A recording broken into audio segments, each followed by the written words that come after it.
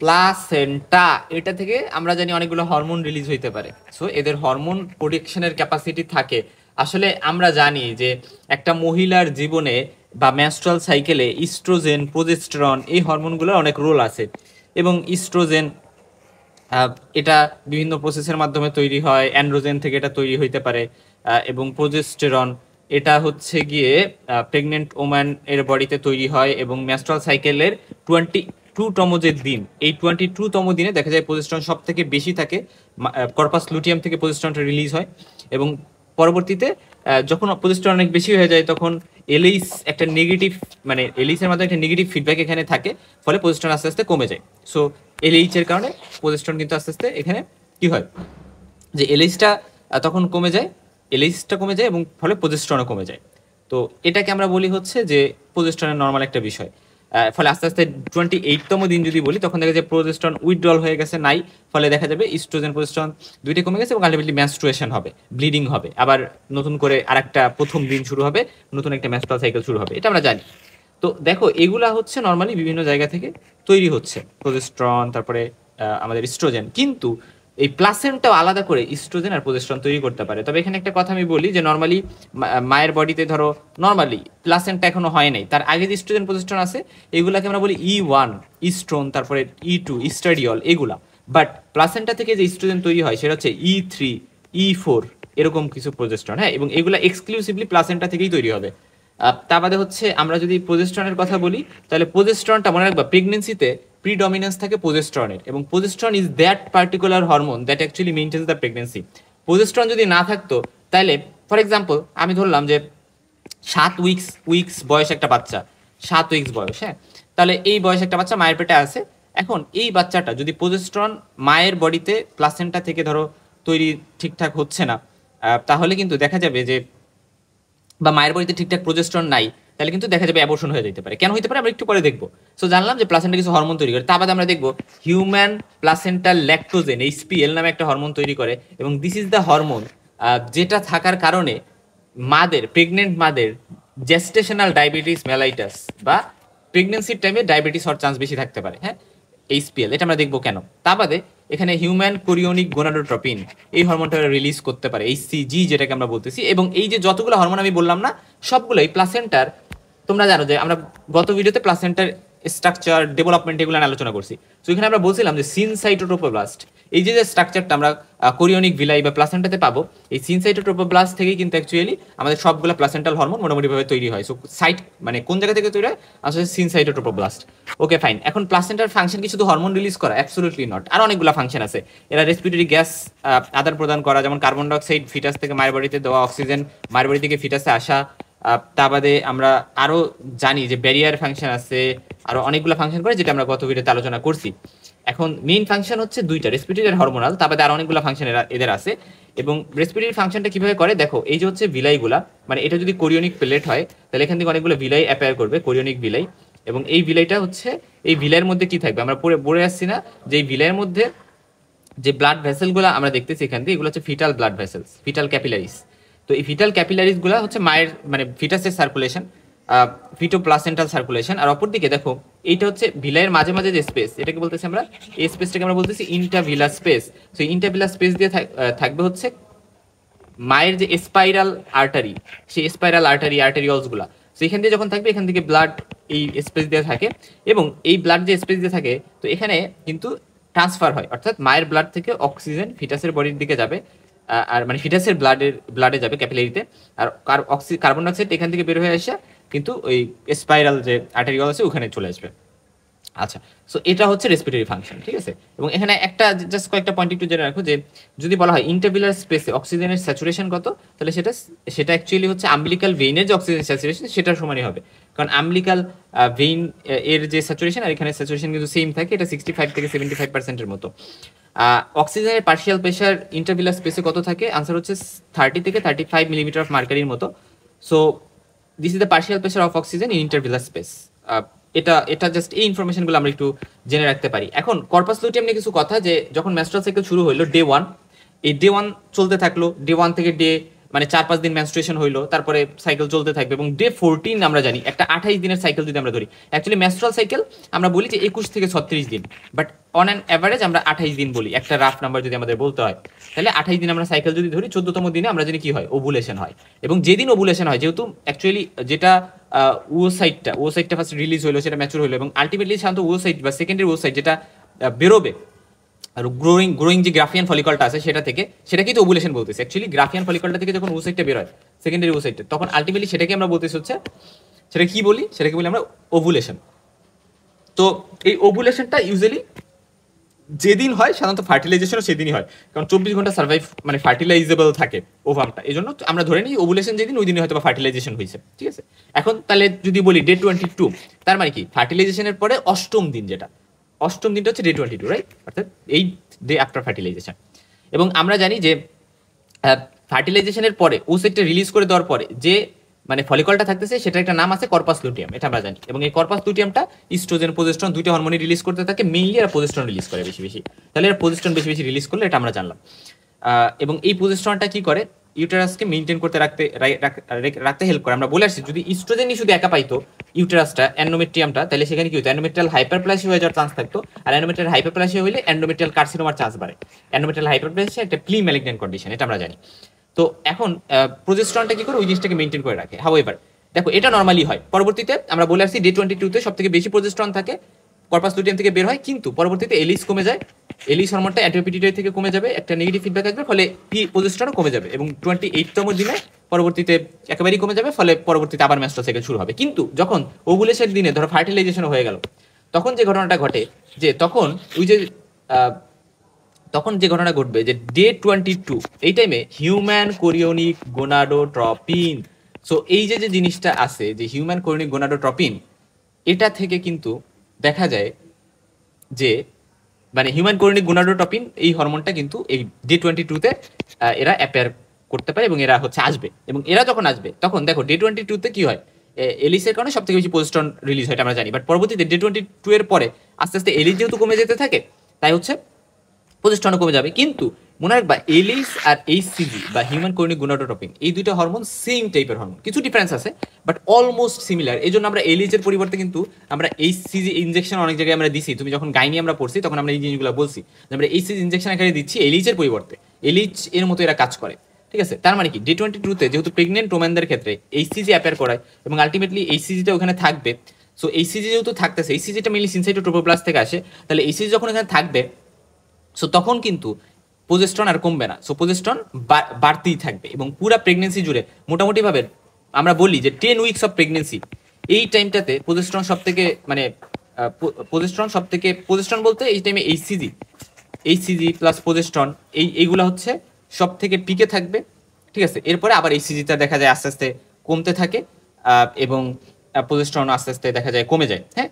So এখন progesterone তো এটা হলো গেল কর্পাস লুটিয়াম থেকে যে প্রজেস্টেরন আসতেছে, কারণ কর্পাস লুটিয়ামটা নরমালি তো রিগ্রেস করে যায়, কিন্তু যেহেতু এই জায়গায় এইচসিজির এফেক্ট আছে 22তম দিনে, ফলে কর্পাস লুটিয়ামটা থেকে যাবে, প্রজেস্টেরন রিলিজ করতে থাকবে 10 উইকস পর্যন্ত, করতেই থাকবে ভালো করে।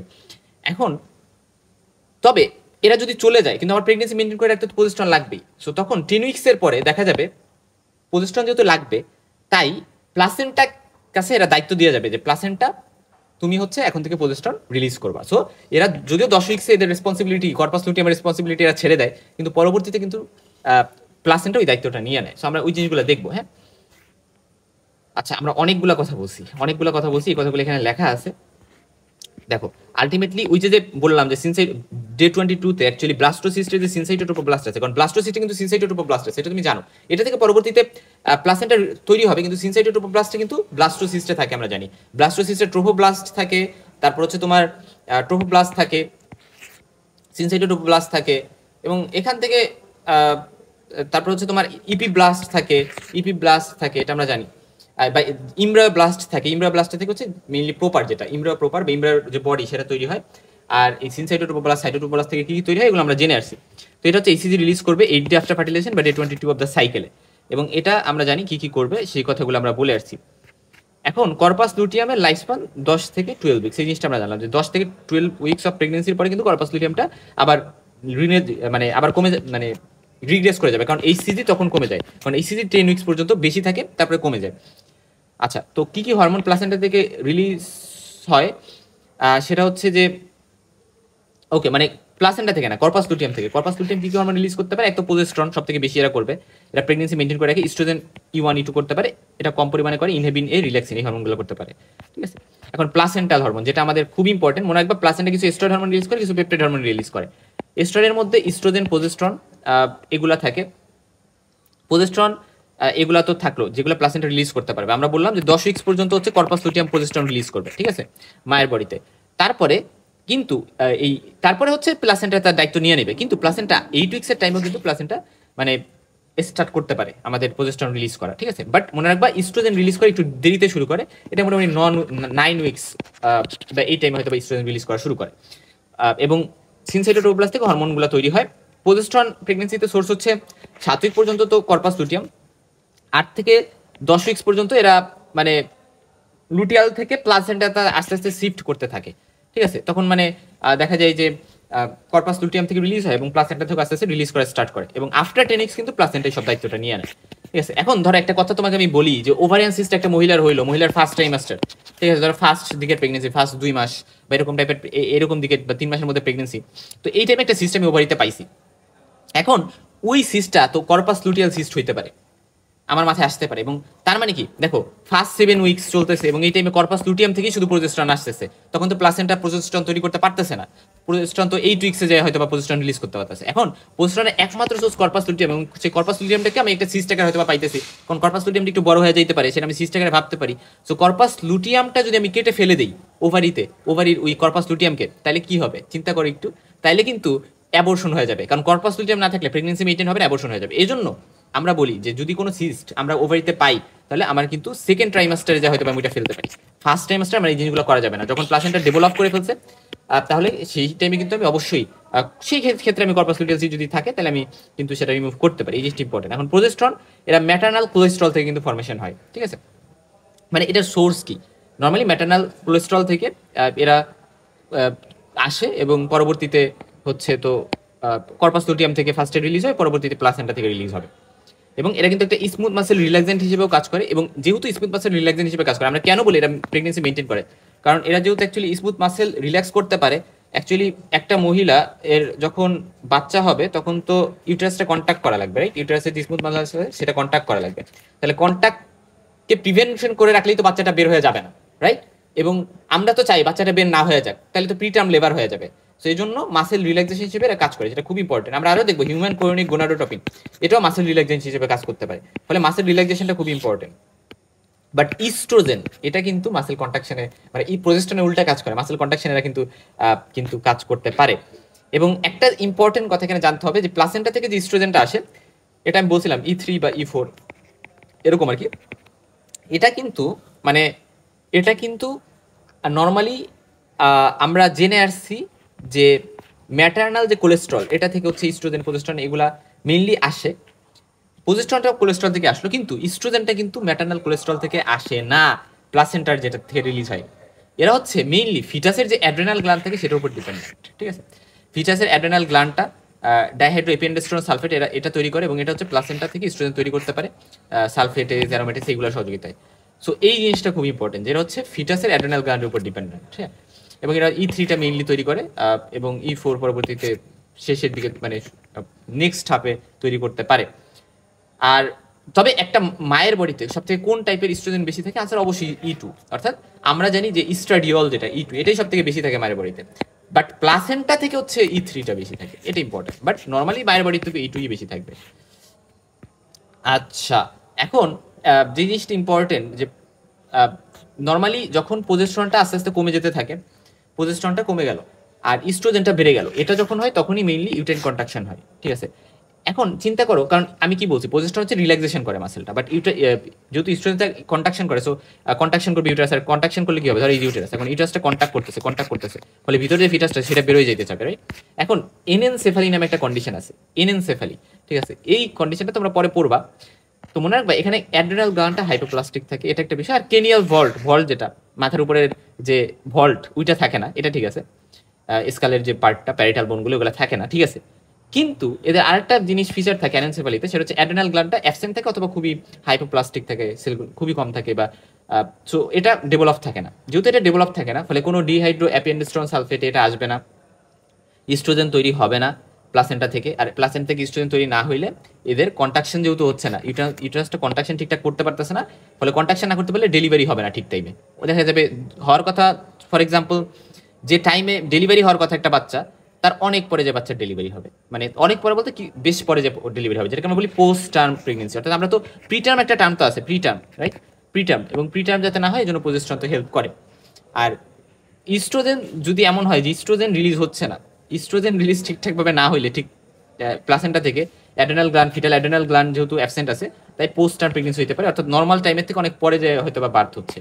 ঠিক আছে, পোস্ট টার্ম প্রেগনেন্সি আরও বেশ কিছু কারণ আছে, রং ডেটস একটা কারণ থাকতে পারে, অথবা ইস্ট্রোজেন কম থাকতে পারে, যেমন প্লাসেন্টাল অ্যারোমেটেজ ডেফিসিয়েন্সি, সালফেটেজ অর্থাৎ এনজাইমগুলোর ডেফিসিয়েন্সি, অথবা ইনটিউটেরিয়াল ডেথ অফ ফিটাস। এগুলো নিয়ে আমরা পরে আলোচনা করব। আর রিল্যাক্সিন একটা হরমোন, এটাও কিন্তু আমাদের প্লাসেন্টা থেকে রিলিজ হয়। এটা অ্যাকচুয়ালি নামই যেহেতু রিল্যাক্সিন, তার মানে এরাও হচ্ছে স্মুথ মাসেল রিল্যাক্সেশন করবে ইউটারাসের। এবং এরা যেহেতু রিল্যাক্সিন, মনে রাখবে এরা হচ্ছে ভেসো ডাইলেটেশন করে, হ্যাঁ, পেরিফেরাল ভাস্কুলার রেজিস্ট্যান্স কমাই দেয়, এবং যেহেতু ভেসো ডাইলেটেশন করতেছে কিডনি তো ব্লাড ফ্লো বাড়বে, ফলে জিএফআরও কিন্তু বাড়ে। এবং এরা কিন্তু বাট প্রেগনেন্সিতে জয়েন্ট অনেক ল্যাক্স হয়ে যায়, বাট এটার জন্য কিন্তু এরা রেসপন্সিবল না। আচ্ছা, এখন একটা জিনিস দেখো যে প্রডিউসড বাই প্লাসেন্টা, অর্থাৎ রিল্যাক্সিন মেইনলি প্লাসেন্টা দ্বারা তো তৈরি হতে পারে, তারপরে কর্পাস লুটিয়াম থেকে তৈরি হয়, এটা আমরা জানি, ডেসিডুয়া বা প্রেগনেন্ট অ্যান্ডোমেট্রিয়াম থেকে এরা তৈরি হইতে পারে। হিউম্যান প্লেসেন্টাল ল্যাক্টোজেন, এই হরমোনটা HPL, এই হরমোনটা নিয়ে আমাদের একটু জানতে হবে। এটার আরেকটা নাম আছে হিউম্যান কোরিওনিক সোমাটোম্যামোট্রপিন, হ্যাঁ, সোমাটোম্যামোট্রপিন বা হিউম্যান প্লেসেন্টাল HPL, বা এটাকে আমরা HCSও বলি, বা হিউম্যান কোরিওনিক সোমাটোম্যামোট্রপিন। এখন এটা হচ্ছে সিনসাইটোটোপ্লাস্ট থেকে আসবে, এবং এরা হচ্ছে পলিপেপটাইড একটা হরমোন, এবং এরা মনে রাখবা এদের সিমিলারিটি গ্রোথ হরমোনের সাথে এই হিউম্যান প্লেসেন্টাল ল্যাক্টোজেনের সিমিলারিটি আছে। এরা 96% মিস ম্যাচ থাকে, এবং টি হাফ লাইফ হচ্ছে 15 মিনিট। এখন এটা বলতে কি বোঝায় অ্যাকচুয়ালি, হাফ লাইফ 15 মিনিট বলতে কি বোঝায়? অ্যাকচুয়ালি এটা বলতে বোঝায় যে এই হরমোনটা, অর্থাৎ হিউম্যান প্লেসেন্টাল ল্যাক্টোজেন যে হরমোনটা, এটা যদি ম্যাটারনাল মানে ম্যাটারনাল সার্কুলেশনে যদি এই হরমোনটা ঠিকঠাক থাকতে হয়, তাহলে অবশ্যই প্লাসেন্টা খুব ফ্রিকোয়েন্টলি এটা তৈরি করতে হবে, কারণ 15 মিনিট পর পর এদের কনসেন্ট্রেশন হাফ হয়ে যাবে। ঠিক আছে, সেই জন্য খুব ফ্রিকোয়েন্টলি এই হরমোনটা বারবার তৈরি করতে হচ্ছে। এবং এরা কিন্তু 3rd উইক অফ প্রেগনেন্সি থেকে শুরু হয় তৈরি হওয়া, এবং 36 উইক অফ প্রেগনেন্সিতে মানে এরা পর্যন্ত তৈরি হয়। এজন্য আমরা যদি প্লেসেন্টা ঠিকঠাকভাবে হরমোন তৈরি করতেছি না, কাজ করতেছি কিনা, এটা দেখার জন্য আমরা HPL লেভেলটা দেখি। HPL এটা ঠিকঠাক যদি তৈরি করে, তার মানে হচ্ছে প্লাসেন্টা ঠিকঠাক কাজ করতেছে। আর এখানে যে জিনিসটা খুব ইম্পর্টেন্ট মাথায় রাখো, যে এরা কিন্তু মানে বাচ্চা তো অ্যাকচুয়ালি গ্লুকোজটা মায়ের থেকে পাবে, গ্লুকোজ, রাইট? তো এই গ্লুকোজটা যে মার থেকে বাচ্চা নিবে, এই গ্লুকোজটা ঠিকঠাক বাচ্চা পাচ্ছে কিনা এটা মেকশিওর করবে হিউম্যান প্লাসেন্টাল ল্যাক্টোজেন, কারণ এরা ইনসুলিন রেজিস্ট্যান্স করে কাতে, মায়ের বডিতে ইনসুলিন রেজিস্ট্যান্স। তো ইনসুলিন রেজিস্ট্যান্স মানে কি, ইনসুলিন আছে মায়ের বডিতে কিন্তু এরা কাজ করতেছে না, ফলে মায়ের বডিতে গ্লুকোজ লেভেল বেড়ে যাবে।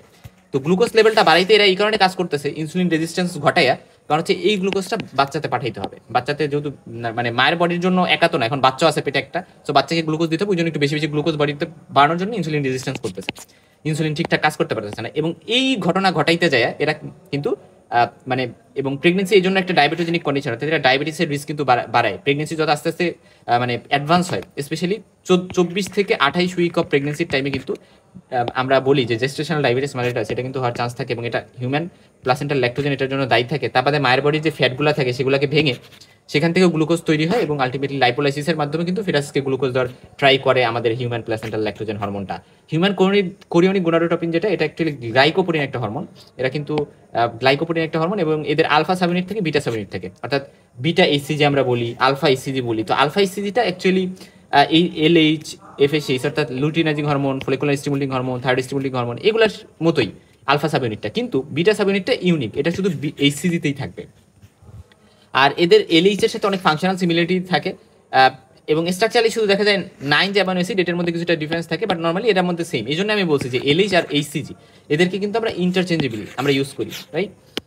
ওকে, এখন এরা একটা কর্পাস লুটিয়ামকে মেনটেন করে রাখতে হেল্প করে, কারণ ডে 22 আমি বলছি যে সিনসাইটোটোপ্লাস্ট থেকে ব্লাস্টোসিস্টে আসে হচ্ছে আমাদের কি আসে, আমাদের HCGটা আসে, এবং সেটা কর্পাস লুটিয়ামটা যাতে রিগ্রেস না করে যায়, সেটা যাতে 10 উইকস পর্যন্ত ভালো করে থাকে, এই পর্যন্ত মেনটেন করে রাখে, পরবর্তীতে প্লাসেন্টাকে হয়তো বা কাজটা দিবে। ঠিক আছে, তো এই প্লাসেন্টা থেকেও আমাদের এই হরমোনটা হিউম্যান কোরিনিক গোনাডোট্রপিন আসবে, কারণ সিনসাইটো 2+ যেহেতু সোর্স, রাইট? আচ্ছা, তো এবং টেস্টি যে টেস্টোস্টেরন রিলিজ করে, এটার জন্য ফার্স্ট স্টিমুলাস হিসেবে হিউম্যান কোরিনিক গোনাডোট্রপিন কাজ করে। এটা হচ্ছে আমরা পড়ে আসছি গাইনিতে, হ্যাঁ, এটা একটা ফাংশন হইতে পারে। তারপরে ম্যাটার্নাল থাইরয়েড গ্ল্যান্ডকে স্টিমুলেট করতে পারে, যেহেতু টিএসএইচ এর সাথেও হিউম্যান কোরিনিক গোনাডোট্রপিনের আলফা ইউনিটের মিল আছে। আর স্মুথ মাসেল রিল্যাক্সেন্ট হিসেবেও কাজ করতে পারে, ইউটাসকে মেনটেন করে রাখবে যাতে স্ত্রী থাকে, বাচ্চা প্রিটার্ম লেবার না হয়ে যায়। এবং খুব ইম্পর্টেন্ট যেটা, যে প্রেগনেন্সির টাইমে যে মায়েদের মর্নিং সিকনেস হয়, বমি হয়, এবং এই বমির জন্য দায়ী কিন্তু কোন হরমোনটা, এটা পরীক্ষায় ধরে হিউম্যান কোরিনিক গোনাডোট্রপিন। এই হরমোনটার কারণে মারা বমি করে, প্রেগনেন্সিতে মর্নিং সিকনেস হয়। এবং মনে রাখবা যে হিউম্যান কোরিনিক গোনাডোট্রপিন ফার্স্টে আমরা ব্লাডে ডিটেক্ট করতে পারবো ইউজুয়ালি ডে 22, যেটা মেনস্ট্রুয়াল সাইকেলের, আমরা বলতে পারি ফার্টিলাইজেশনের 8 দিন পরে, 8 দিন পরে, তাহলে সেটাকে আমরা বলতেছি হচ্ছে সেই টাইমে ব্লাডে ডিটেক্ট করতে পারবো, ঠিক আছে? অথবা আমরা এভাবে বলতে পারি যে এটার 5 দিন পরে, যেহেতু অর্থাৎ 28তম দিনে যেহেতু মিসড পিরিয়ড হবে, ওই মহিলাটার পিরিয়ড মিস হয়ে যাবে, মহিলাটা দেখবে আমার অ্যামোনিরিয়া হয়ে গেছে। সো ওই টাইমে হচ্ছে মানে অ্যামোনিরিয়া হয়ে গেছে বলতে মেনস্ট্রুয়েশন মিসড। অ্যামোনিরিয়া মানে তো অন্য একটা জিনিস, আমরা জানি অ্যামোনিরিয়া কাকে বলি, আমরা একটা নির্দিষ্ট ডিউরেশন আছে, ততদিন পর্যন্ত যদি না হয় তাহলে অ্যামোনিরিয়া বলি। আচ্ছা, এখন আসো যে অ্যাকচুয়ালি 28তম দিনে মহিলার মিস পিরিয়ড হলে, এবং মহিলা কিন্তু তো মিস পিরিয়ড হওয়ার ঠিক 5 দিন আগে। এবং আরেকটি ইম্পর্টেন্ট কথা, যে এইচসিজি আর্লি প্রেগনেন্সির টাইমে কিন্তু খুবই দ্রুত ডাবলিং হয়ে যায়। ডাবলিং বলতে বোঝানো হচ্ছে এরা অ্যামাউন্টে খুব বেশি বেড়ে যায়, মানে দেখা যায় যে নর্মাল যা থাকে তার থেকে 33 থেকে 66 গুণ বেড়ে যাইতে পারে, হ্যাঁ, ইনটিউটেরিয়ান প্রেগনেন্সি। অবশ্যই ইউটারাসের মধ্যে প্রেগনেন্সি হইতে হবে তাইলে, ঠিক আছে? এটা খুব দ্রুত বাড়তে পারে। এবং এখন যদি বলা হয়, আচ্ছা আমরা বলি না ইউরিন প্রেগনেন্সি টেস্ট করি, আমরা মহিলা সেক্সুয়াল ইন্টারকোর্স করলো, তারপর সে ভয়ে থাকে যে আমি প্রেগনেন্ট হইলাম কিনা, সেজন্য সে দেখায় একটা কিট কেনে, প্রেগনেন্সি টেস্ট কিট, এবং সেটাতে ইউরিন প্রেগনেন্সি টেস্ট সে করে। এখানে মেইনলি ইলাইসা স্যান্ডউইচ ইলাইসা ইউজ করে এই টেস্টটা, মানে এই মেথডটা অবলম্বন করা হয় আর কি, স্যান্ডউইচ ইলাইসাটা এই কিটটাতে অবলম্বন করা হয়।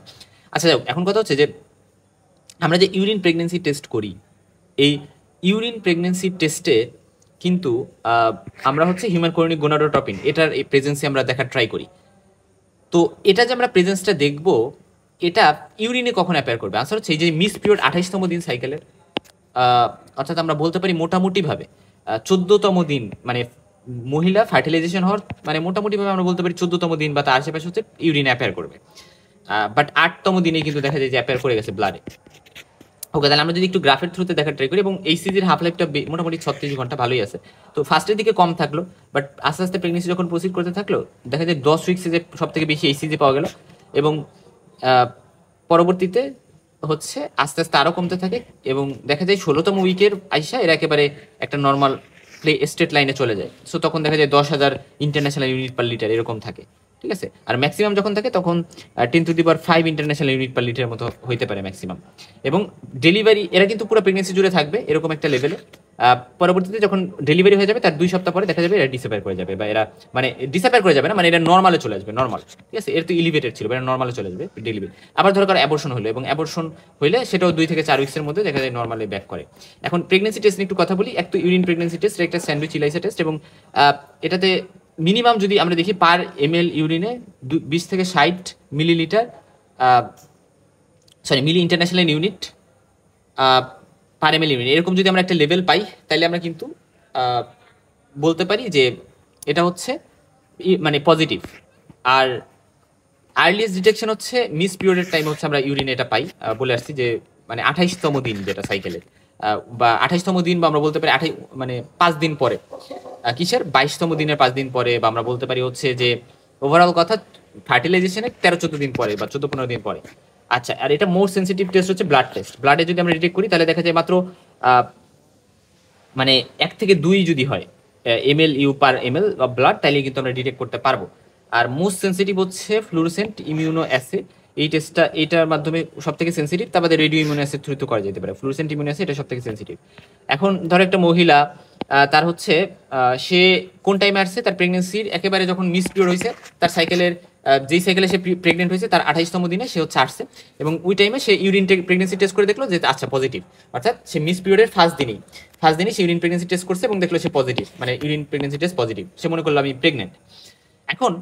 এখন আমি যদি মহিলাটা আমার কাছে আসার পরে আমি যদি একটা ইউএসজি দিই, কখনোই কিন্তু মহিলার প্রেগনেন্সিটা ডিটেক্টেড হবে না। কারণ হচ্ছে মনে রাখবা, ইউএসজি যদি পজিটিভ হইতো অ্যাটলিস্ট 5 উইক্স পাস হইতে হবে, প্রেগনেন্সির 5 উইক্স পাস হয়ে যায় তারপরে ইউএসজি পজিটিভ হবে। সো কারণ ইউএসজির আগে কিন্তু আমি ইউরিন পজিটিভ পাবো।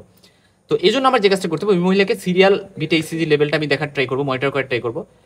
এবং সেক্ষেত্রে ওই মহিলাটাকে আমি বলবো আপনি 48 ঘন্টা পরে আরেকবার আমি করবো ওই মহিলাটার টেস্ট। এবং আমি যদি দেখি 48 ঘন্টা পরে, ধরো ফার্স্টে 50 ছিল তার লেভেলটা, হ্যাঁ, তারপরে 5 ঘন্টা মানে সরি 48 ঘন্টা পরে আমি যখন আবার করলাম, তখন আমি দেখলাম যে এটা 50 থেকে ধরো 150 হয়ে গেল। মানে মোটামুটি ভাবে এটা হচ্ছে 33% থেকে 66% বা এরকম একটা লেভেল বাড়ছে। তার মানে নর্মাল একটা লাইফ, একটা জীবন্ত একটা ইন্টিউটেন্ট প্রেগনেন্সি তার আছে, ঠিক আছে। আবার ধরো এই ভ্যালুটা কি হইলো, যে এক তো এই মহিলাটার মানে এই মহিলাটার ক্ষেত্রে কি হয়েছে, যে ধরো ফার্স্টে আমি 50 পাইছি, মানে মহিলাটা আমি ফার্স্টে 50 পাইছি ভ্যালুটা। 50-এর পরে যখন মহিলাটা আমার কাছে আসলো, তখন আমি আবার যখন 48 ঘন্টা পরে করলাম, তখন আমি 60 বা 70 পাইছি, বা খুবই কম পাইছি আর কি, মানে 60 পাইছি ধরো ফর এক্সাম্পল। তো তার মানে কি বাড়ছে, বাট বেশি বাড়ে নাই, ঠিক আছে।